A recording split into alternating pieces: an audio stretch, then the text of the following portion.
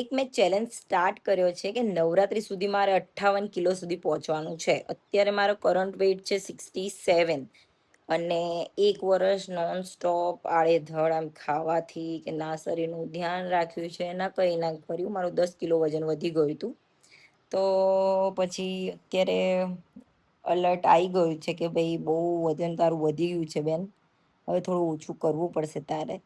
એટલે હવે મેં ચાલુ તો કર્યું છે. હવે 2 મહિના મારે કન્ટિન્યુ હું કન્સિસ્ટન્સી સાથે કરીશ, દરરોજ પોસ્ટ કરીશ. તમને જો મારો કન્ટેન્ટ ગમે અને તમારે ફિટનેસ જર્નીમાં જોડાવવું હોય તો અ, મને ફોલો કરજો અને લાઈક બી કરજો. અને તમે બી જો નવરાત્રી સુધી તમારે ઉતારવું હોય તો મને ફોલો કરતા જજો અને તમે બી સ્ટાર્ટ કરી શકો છો.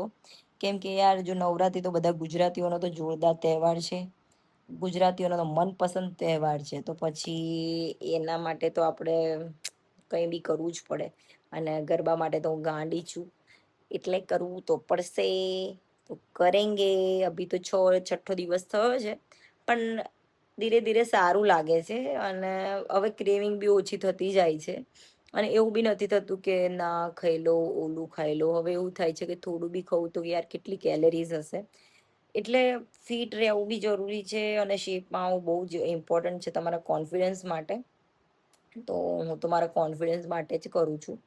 અને મારી ફિલ્ડ બી એવી છે કે મને આમ લાગે છે, મને બહુ જ ગમે છે કન્ટેન્ટ ક્રિએશન એ બધું. એટલે મને એવું છે કે હું ફિટ રહું તો કોન્ફિડન્ટ